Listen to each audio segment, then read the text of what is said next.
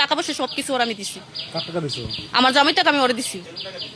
এই যে হবে তো 4-5 লাখ টাকার মতো হবে, আমি ওরে দিছি।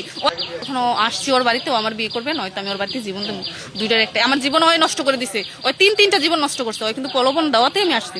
এবং কি আমি ওর বাড়িতে এখন আসি, ওকে আমি বললে আসছি যে আমি তোর বাড়িতে আসতেছি। ওই বলতেছে তোর সাহস থাকলে আয়। ওই আমার বলে আমার সাহস থাকলে আমি আসতাম।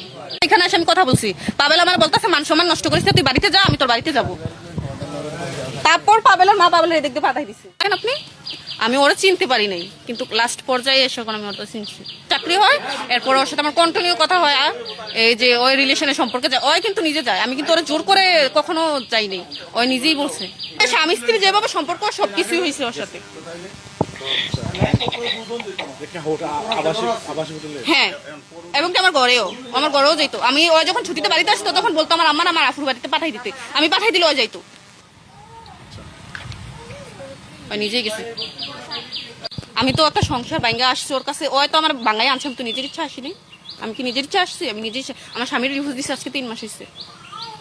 ওই কিন্তু আমার আনছে।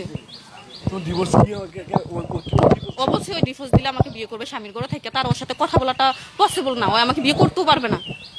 ওই আমার সব সময় এখন ফোন দেয়, কথা হয় ওর সাথে আমার রেগুলার এখনো কথা হয়। এই যে আমি একটু আগে আসছি, আমি ওরা বলে আসছি আমি তোর বাড়িতে আসতেছি। ওই বলতে আস, তোর সাহস থাকলে তুই আয়।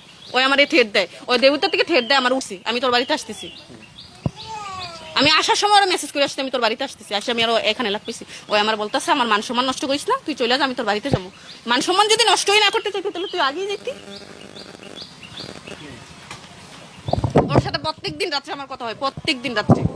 ও আমার সাথে এখনো রেগুলার কথা বলে। ও সর্বশেষ এটাই বলে যে আমি যেহেতু কিছু না করি ওর চাকরিতে সমস্যা হবে। যদি তোর চাকরিতে সমস্যা হয় জানোস, তাহলে তুই আমার সাথে এটা মিলমিশে যা। আমি ওরা হাতে পায়ে এবার ধরছি, তুই যখন আমি মিলমিশ চাই। ওই যখন আমার স্বামীর ঘরটা আমার নিয়ে আসছি বিয়ে করবো, প্রলোভন দেখাই তো নিয়ে আসছে, তো এখন ওই আমাকে বিয়ে করবে।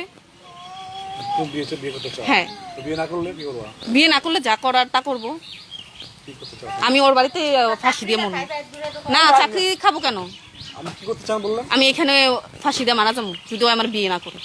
কারণ আমি তো আমার বাবা মা ছাইরা দিয়ে কিন্তু আমি চলে আসছি। আমার বাবা মারও কিন্তু মান সম্মান নাই।